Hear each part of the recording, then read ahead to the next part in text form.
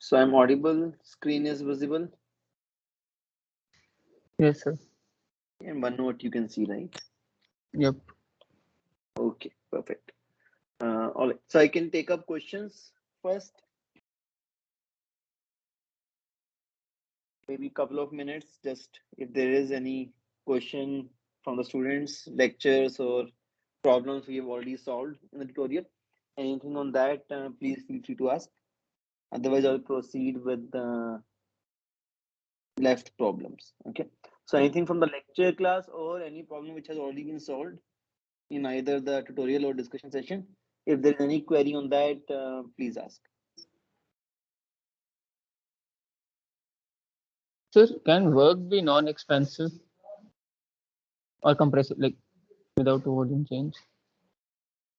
Yes. So basically, you're saying that can we have other things besides the PV work, right? Yes, like in yes, like the doubt which came was from the equation where we have delta is equal to delta U and delta PV term, not P delta V, but delta PV term is so Say it again. Doubt came from what? so the equation which we have for delta H equal to Mm-hmm. delta internal energy plus delta Mm-hmm. PV. Mm-hmm. So over there, like that PV also represents some component of work, right? Uh, yes, but that has nothing to do with the definition of enthalpy. Yes. Definition of enthalpy is okay. Huh, okay, go ahead. So the doubt was so earlier I thought that majorly the only kind of work is expansive or compressive, but if there's a delta PV term and if that is denoting some form of work, that means that there would be other forms of work as well. Yes, and if you go to the general energy balance expression, right? So this specific expensive or compressive work, which in our open systems was coming as part of flow work, which I categorized, right? That I combined with U, right? That's how you obtained H. And then I left the term W naught in the equation. And I said this W naught will represent any other kind of work input. It could be electric work, or it could be because of, let's say, turbine like system, where because of rotating motion of the blades, the kinetic energy of the blades is getting transferred to the fluid in another form of work. So there we said that all other kinds of contributions to W are being just written as W naught. In the flow one, right? No, no. So let me. So where did we derive general energy balance? I think lecture 4 was it? Yes. Okay. So I think yeah, we can look at this expression 2.9. Okay. So specific uh, contribution of the flow work, which was essentially the compressive or expensive component of the work in open systems. Okay, which is highlighted in yellow here. That I combined with the U, which was the internal energy carried by the flow stream, and we obtained H. And everything else, so this W naught represents all other components or contributions to this work term. Okay, so this could be electric work. For example, let's say you plug in a device in, let's say, a compressor, you plug in into an electricity point. Okay, so if you go to, let's say, our UG lab, you will see the refrigeration cycle. In the refrigeration cycle, there is a compressor that is plugged in to a power source. So in that case, the work input is electric in nature. Okay. And now the way this compressor is transferring work to the fluid which is flowing through the compressor. Okay. So you're using electricity to move the blades in the compressor. Okay. And now because of the rotations of the blades, the work is being transferred to the fluid. Other option could be that, let's say, this compressor, you have multiple cycles of compression. Okay. So you are, because of those multiple cycles of compression, you are transferring work. If I look at a steam engine, You are burning fuel, you are creating steam. Now that high pressure steam is impinging on blades of a turbine. The blades move, and again the kinetic energy of the blades is getting transferred to the fluid which is flowing across. So again you are getting work output or work input. So all of those contributions to W naught we are just simply writing as a single entity, but this itself can be composed of various contributions.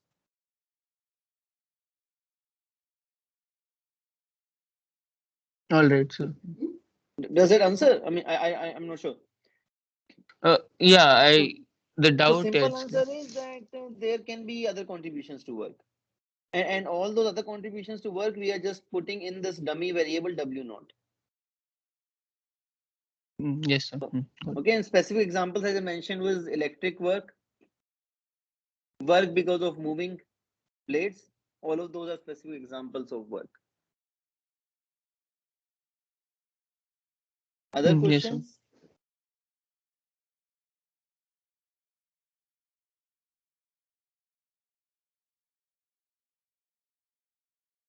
Any solved problem which needs to be rediscussed?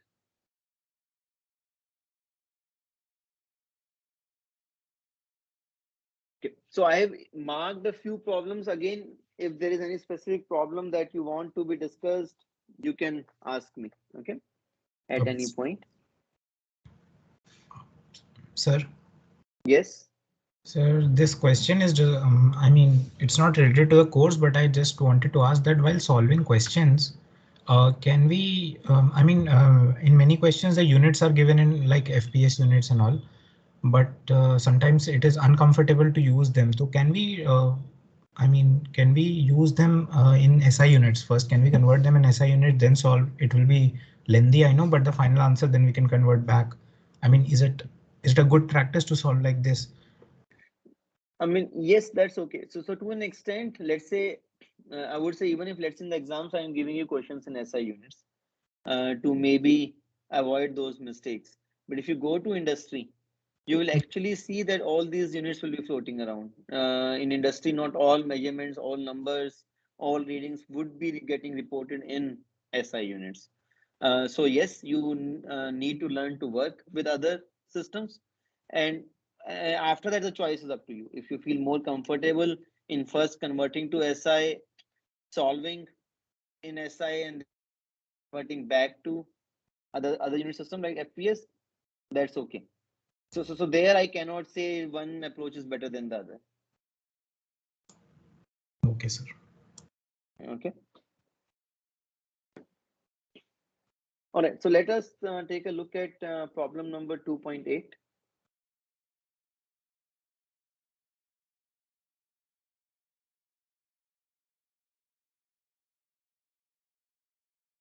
This is tutorial 2 or maybe tutorial 3 if you count the first week. All right. So problem 2.8.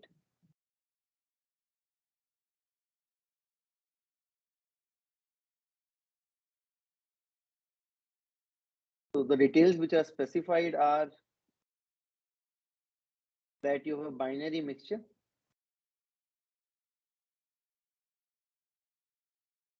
and the two phases, vapor and liquid, are coexisting at equilibrium. Okay, so these are the details given. So let us, and they're asking you something about the system. Okay, so before I proceed to solution, and the reason I will use the Gibbs phase rule, and the reason I'm going to use the Gibbs phase rule is some intensive variables have been kept fixed during the process, and I need to understand the implication of fixing those intensive variables. Okay, so it'll be clear once we do this calculation. So in calculate the degrees of freedom from the Gibbs phase rule, it will come out to be 2. Okay, so here you have 2 components and 2 phases. Okay, and if you read through the problem statement, what is given is temperature and pressure in the initial state are same as temperature and pressure in the final state. So what can you conclude from this given information. So let us not read rest of the statement in the problem.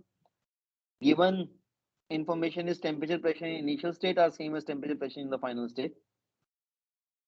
And the system is at vapor liquid coexistence throughout and has two components. So using these bits of information, what can you conclude?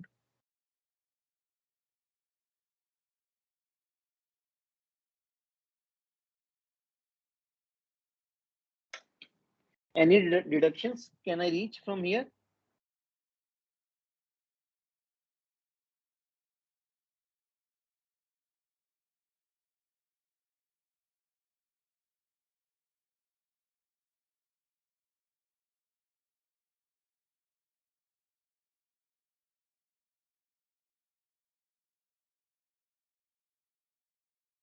Rather than saying intensive state, I should just say thermodynamic state.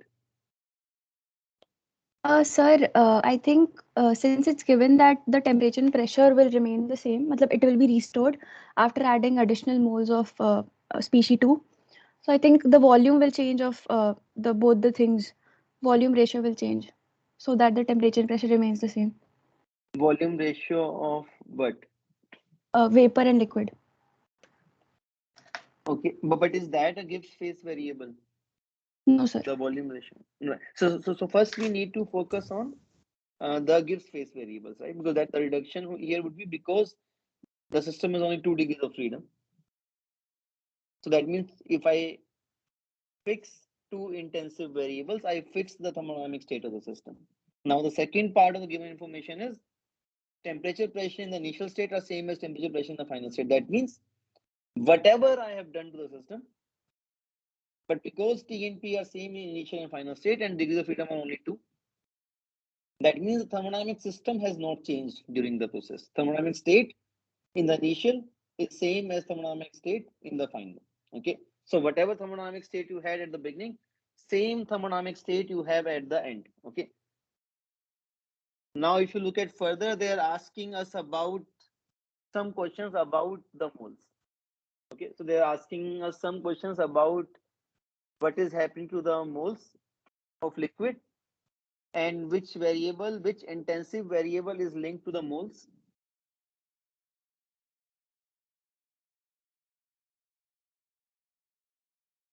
Because number of moles is not a Gibbs phase variable. So which variable is linked to the moles? Which intensive thermodynamic state variable is linked to the moles? Mole numbers, that is. So pressure. Mole fractions. So I can say the mole fractions have not changed. Why am I able to say that? Because thermodynamic state we have concluded has not changed. Yes. Okay, and X and Y constitute thermodynamic state. Okay, so the whatever composition I have in the beginning, whatever process I've carried out, I don't care up to this point. I can say with 100% confidence that the mole numbers have not changed, mole fractions have not changed. Okay, whatever xy I had in the beginning, same I have in the end. Now I will use system specific information. Sir. Or specific information. Yes.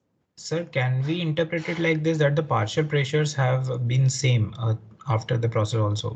From Dalton's theory, that can also be interpreted like, right? Yes. If you're defining a partial pressure as yi into p. Yes, right? Sir. And p has not changed. We have just concluded yi has not changed. So yes, you can say partial pressure has also not changed. Okay. The reason I'm focusing on mole numbers is, or mole fractions, is because the question which is being asked is about moles.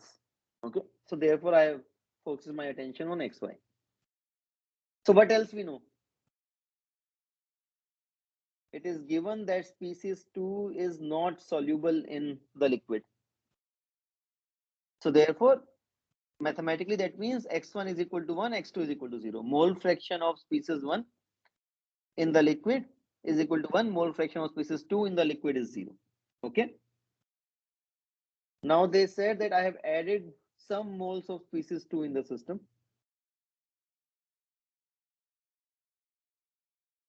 Where will this moles go? Vapor phase.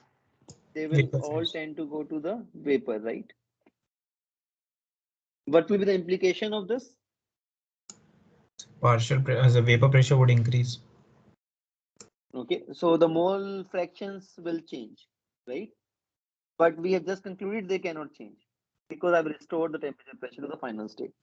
Okay, so that means what must happen?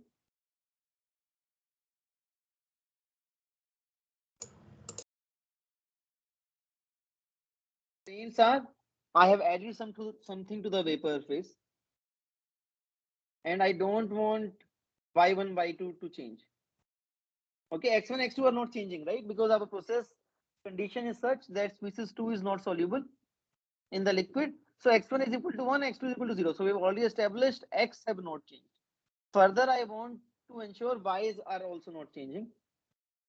Sir, So I what is the think the only species possible 1 solution? will get converted into liquid, some moles of species 1.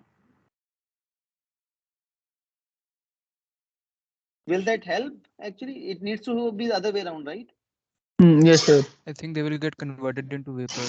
It will Right? gas, So exactly. some amount of species 1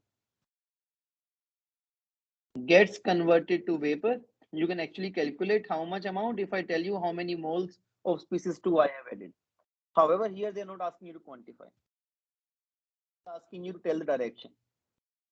The only way by which on adding moles to the vapor phase of species 2, the mole fractions cannot change is if some moles of species 1 also get added to the vapor phase. And where will those moles come from? They will come from the liquid. So that means the answer is the moles of liquid increase, decrease, unchanged. Decrease. Decrease. Moles of liquid decrease. So this part was process specific. All right. So this last part, if I change the details, for example, if I say species 1, species 2 is soluble in the liquid, the answer might change. Okay.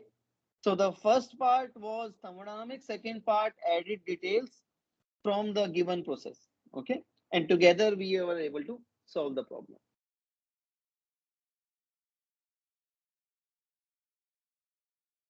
2.16.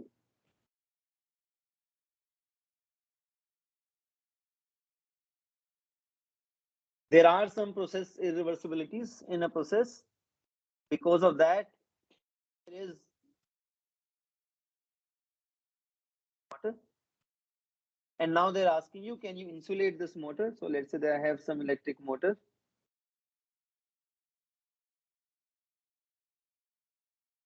Which is generating heat.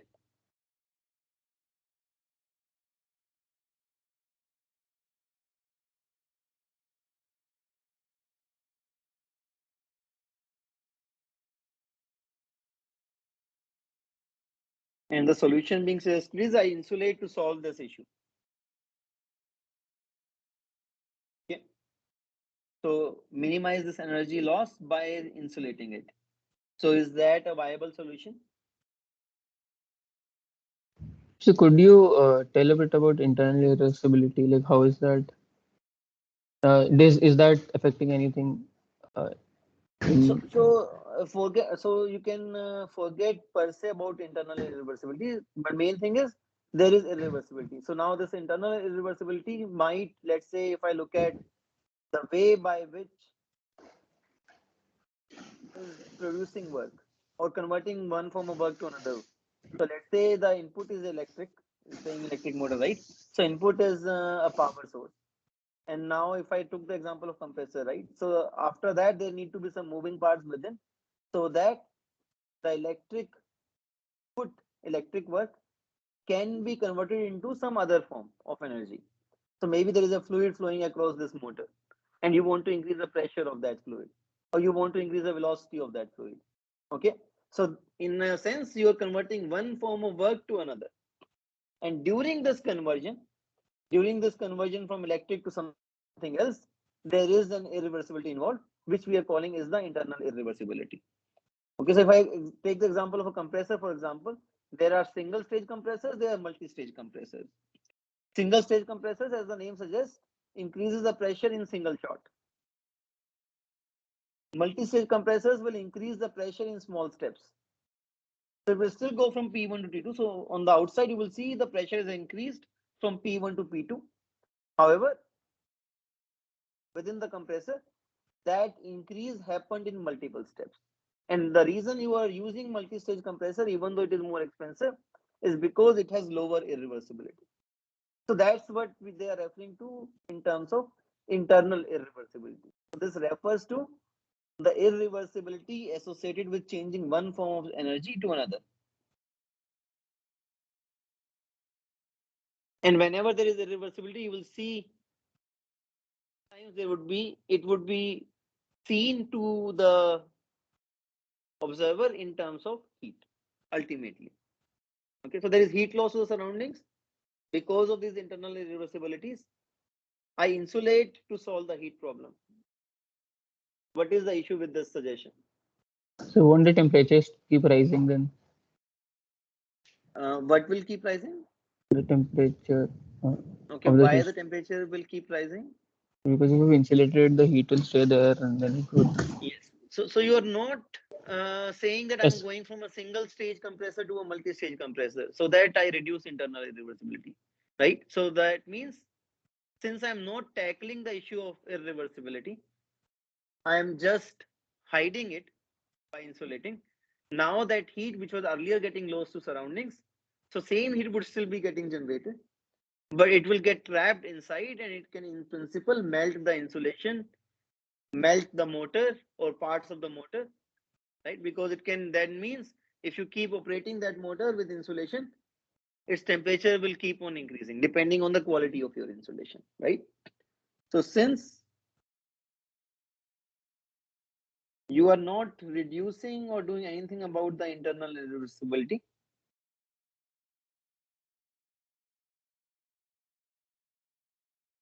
heat generation still happens. Okay, now it gets trapped and increases the temperature of the assembly. The solution would be to tackle the irreversibility, and that you would see once we come to compressors, for example.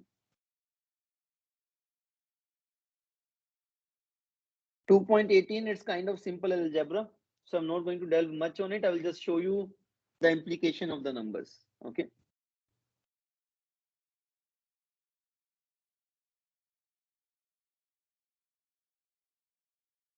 So the system is specified. Further, the internal energy, the pressure, and specific volume are given. Okay. So you can calculate other properties. Change is given, it is going from state 1 to state 2. State 1 is liquid, state 2 is vapor. Okay, so that is the state change given in the process. Okay. So you can calculate H1 from the given values. That means the enthalpy in the initial state. Okay, and even though you will see that I am using absolute quantities, I am specifying H1, but you can never calculate absolute enthalpy, absolute internal energy, absolute entropy. Okay, so all I am doing is even though I'm writing H1, I am writing this with respect to some datum. So all these numbers are coming from steam tables. Have you used steam tables before? So steam tables specify properties of water at various different conditions, both as saturated liquid, as saturated vapor, as well as superheated vapor. And then the properties of subcooled liquid, that means liquid below saturation temperature, can be obtained by using other relationships. Okay, so in chapter 3 we have seen those relationships, how to obtain properties of subcooled liquids, how to obtain property changes of subcooled liquids, and all of these numbers I'm reporting here are with respect to datum of steam tables. In steam tables, properties of liquid water at its triple point are taken as the reference. So that means this enthalpy H1 763.13 kilojoules per kg is the enthalpy with respect to enthalpy of liquid water at its triple point. Okay. So all of these numbers I am putting here are with respect to something. You can see the value of U1, it is 762. That means this value of H1 which you have calculated is very similar to value of U1. Okay, and therefore many times for liquids, we say enthalpy and internal energy are approximately the same. And here you are seeing the proof. And the main reason is because the specific volume of liquid phase is very small. Now, if you go to state 2,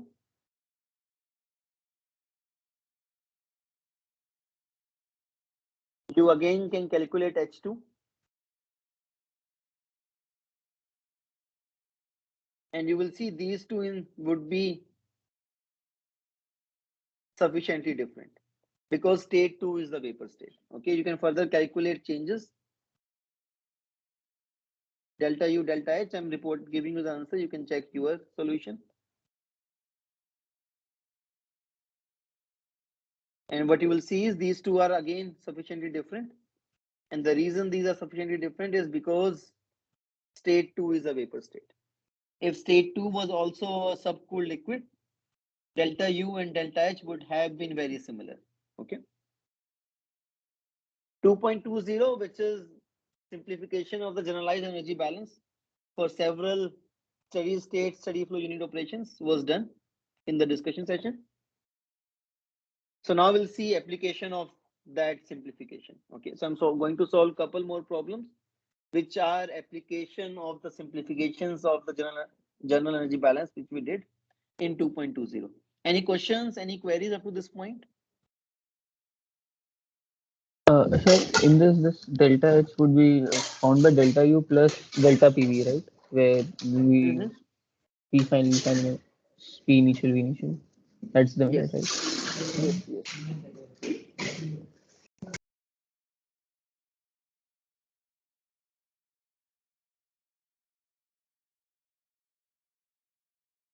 So 2.26, so the examples I'm going to discuss now, they will mostly focus on problem solving. The equation is not going to change.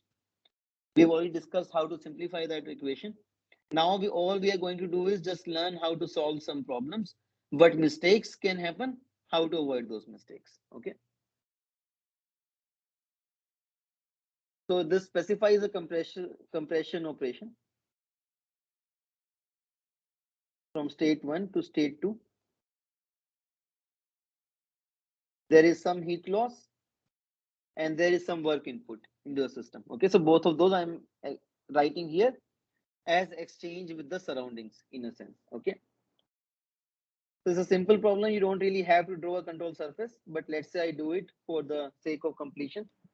So this red dashed line denotes my control surface. Again, the requirement is control surface must account for all exchanges with the surroundings. So in this case, the exchanges are one stream is coming in, one stream is going out. So that must be accounted for. There might be some heat loss Q0 that needs to be accounted for. There is some work input W0 that needs to be accounted for.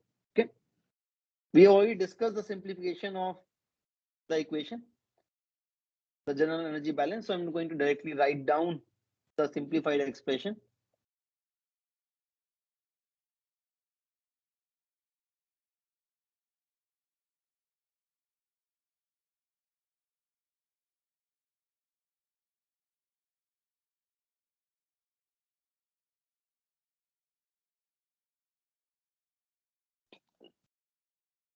Is this expression correct or there is something missing in here? There is something wrong.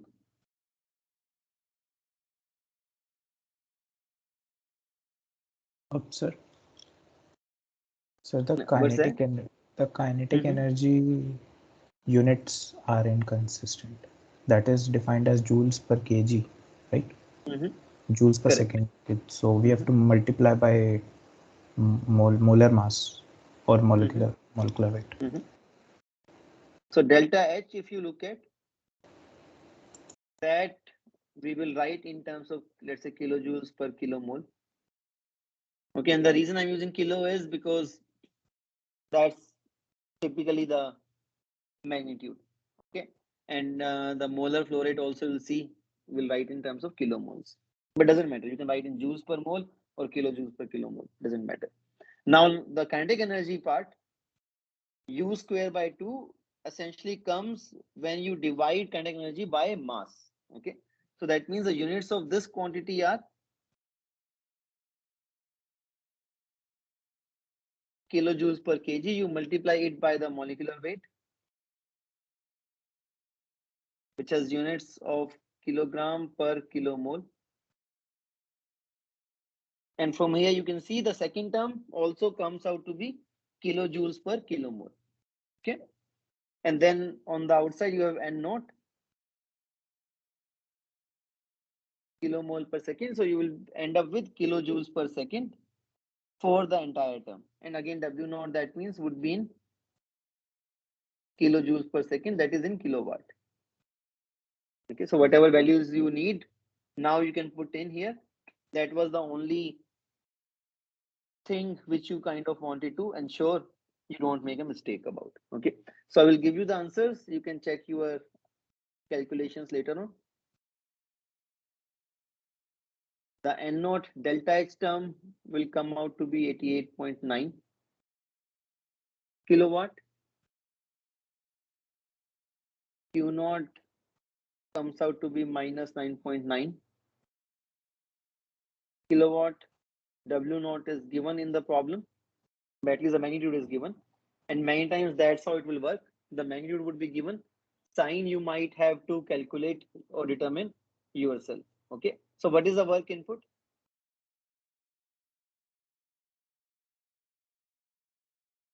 This number has been specified, 98.8 kilowatt. What is the sign in this case? Plus or minus? Plus. So our convention is work done on the system is going to be positive. So W naught is plus 98.8 kilowatt. Okay. If you look up the other term, so in this calculation, I have included the kinetic energy term. If you recall 2.20, I said typically for these operations, we can ignore the kinetic energy changes. So in this case, we are in a position to actually calculate the magnitude and see for ourselves that indeed, even if I dropped this term, I wouldn't have made too much error in my Q naught calculation.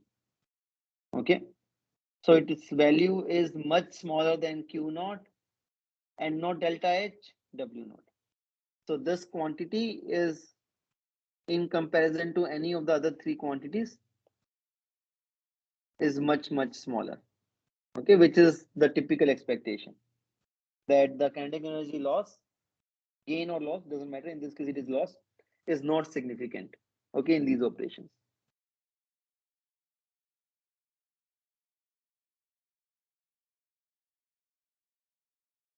.27 is essentially a nozzle-like operation. The gas is given here as nitrogen. So we have already done the simplification.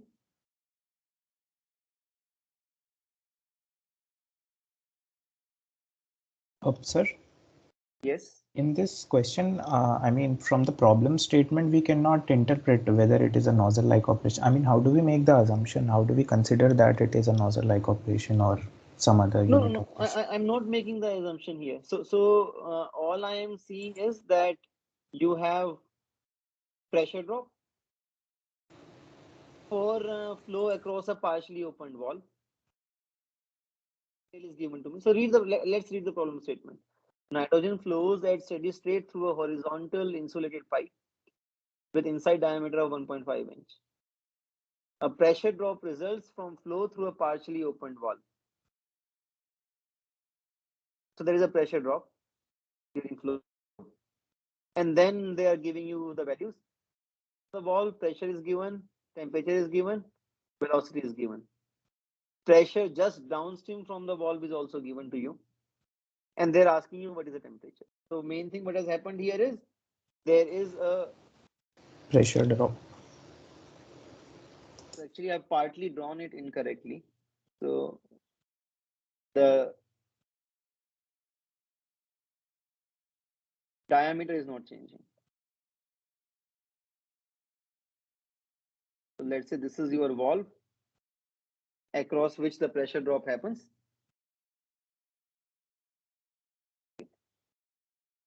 So here again I went to the generalized energy balance and start writing your approximations. I'm assuming the process to be adiabatic because no details have been given to us. They're saying the pipe is insulated. So I assume the insulation is good enough. So I take Q naught to be 0. No moving parts. I take W naught to be 0. Nothing about the input and output levels have been specified. I assume that the change in potential energy is negligible. So I take that to be 0 also. Steady state, steady flow. One stream in, one out. Okay, you can go back to 2.20. These were all the approximations I had written in the nozzle-like operation. Okay, so therefore I'm able to make this deduction.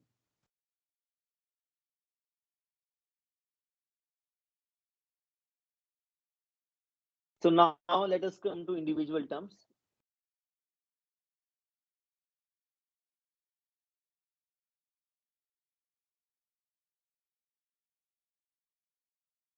So they are saying Cp is constant, the value has been specified. Further, they are saying for the given conditions, assume PV by T is constant. That means I have an ideal gas equation of state, and you can show that any fluid which follows the ideal gas equation of state, for that fluid, enthalpy is a function of temperature only. Okay, so the only requirement for H to be a function of temperature only is that the ideal gas equation of state needs to be valid. And since it is given PV by T is constant, so that means this equation is valid. Enthalpy would be a function of temperature only. So I can write down delta H as Cp delta T because Cp is given to be constant. Therefore, the integral of Cp dt would give you Cp delta T. Okay. Now let us come on the other side. So far what we have is this is the working equation. I want to calculate T2. However, in this equation, you will see on this side, U2 is entering the velocity of the exit stream, and that is also unknown. So that means I have right now one equation, two unknowns. So I need to eliminate U2.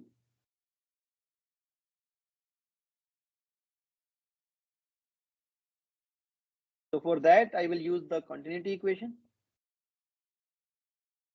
So again, you have to be careful. Do not equate volumetric flow rates. Continuity equation means equating mass flow rates. So you do that. So you will see that a new ratio comes V2 by V1, specific volume ratio. Use the ideal gas equation of state. So I'm going to eliminate V2 and V1 in favor of temperatures and pressures. So that's where the ideal gas equation of state comes in handy. I get rid of V2, V1. I rather put T1, T2, P1, P2. So now after doing all this, the only unknown that would be left would be T2. So you can now solve the resulting equation. The answer I will tell you.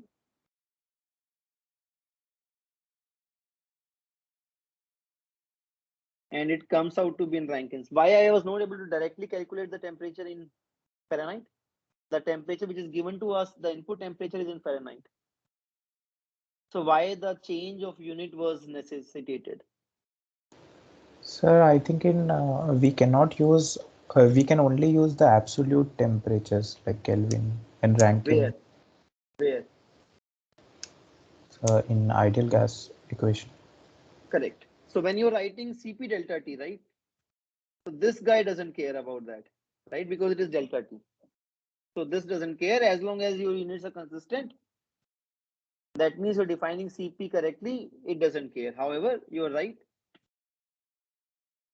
that when you are writing down this ideal gas equation of state, this T can either be in Rankine or in Kelvin. Okay, so if I'm working in Fahrenheit, conversion to Rankine is straightforward. If I'm working in Celsius, conversion to Kelvin is straightforward. Okay, so therefore I got my temperature in Rankine. You can convert it back to Fahrenheit.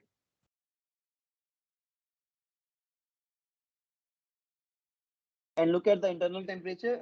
The inlet temperature was 120 Fahrenheit. What this implies is not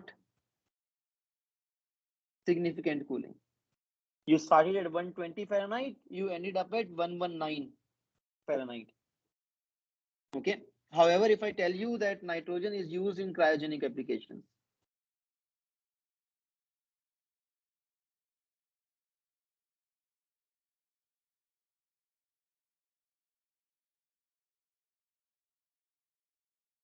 so it is used as a refrigerant in cryogenic applications. So cryogenic means I am looking at maintaining very low temperatures, several degrees, several hundred degrees below zero. Okay. So I'm looking to maintain temperatures to the tune of -100, -150 degrees Celsius. That's where nitrogen is used as an industrial fluid in those applications, which we call as cryogenic applications. So what has changed? Or what you think will change? Why at the given conditions, it is not giving you much cooling. But even then in those cryogenic applications, it does give cooling. That is why we use nitrogen in those applications. So what has changed? Same fluid. Phase.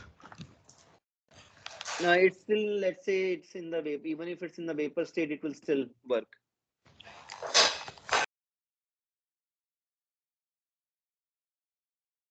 So you're almost right.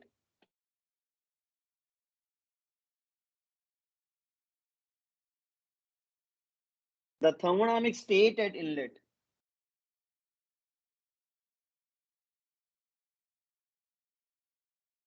will determine the expected degree of cooling on expansion. Okay, so the operation we just discussed, that is an expansion operation. The name of that operation is a throttle valve, which is a standard component in refrigeration cycle. So same fluid, same operation, that means expansion, decrease in pressure, but with very different inlet conditions, you can get very different delta T. Okay, so when you're using nitrogen in cryogenic applications, because the inlet condition is different, the ideal gas equation of state is no longer valid. You have to use some other equation of state. And once you do that, you will start seeing that indeed now delta T is significant. Okay.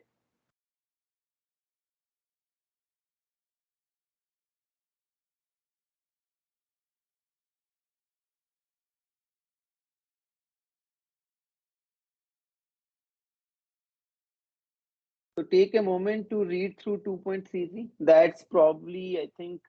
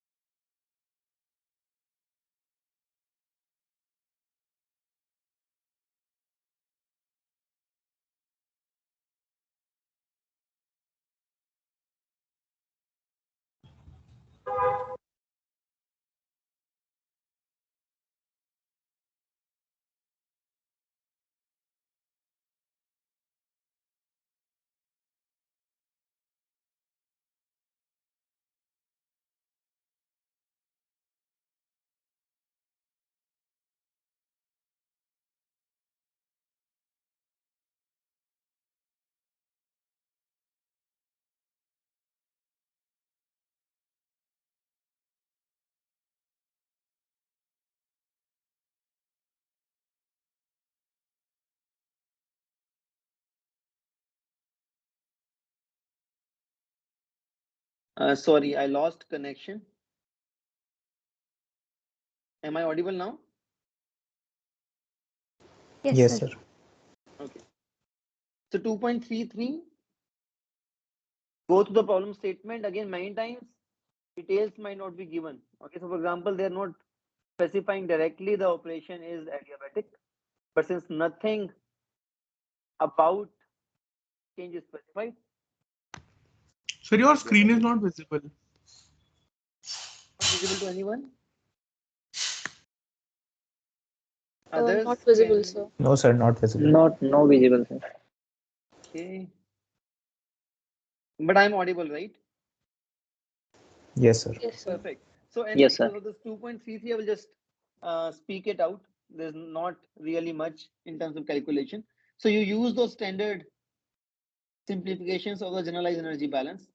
Again, the only kind of thing I want you to notice is that because enough details are given in the problem that you can calculate the kinetic energy change also. Okay, so U1 inlet velocity is given. The inlet pipe diameter, the outlet pipe diameter, they are given. So you can calculate U2 because P and T are also given. So inlet pressure temperature, outlet pressure temperature are known. So from there you can find out the specific volume, and from there you can find out the outlet velocity.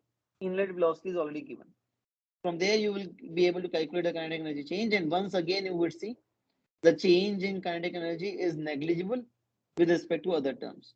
And what is the sign you expect you will get for W in this case?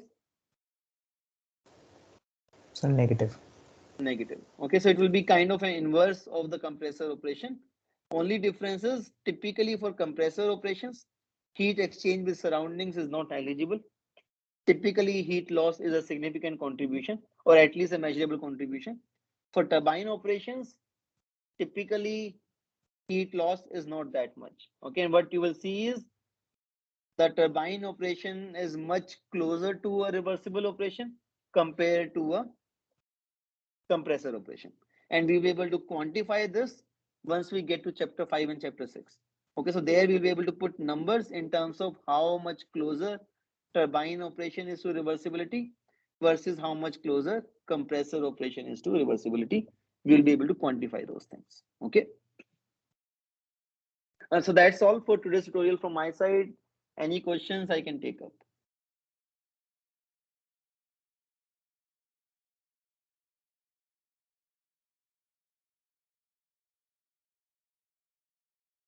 So this wraps up chapter 2. If you have not worked through problems, I will advise please work through the problems. The next problem sheet, which will be based on PVT, which is chapter 3 in textbook, I will share today. Design projects assignments I will do tomorrow. Till end of day today, anyone wants to change, they can change. Tomorrow I will do the design project assignments. Okay.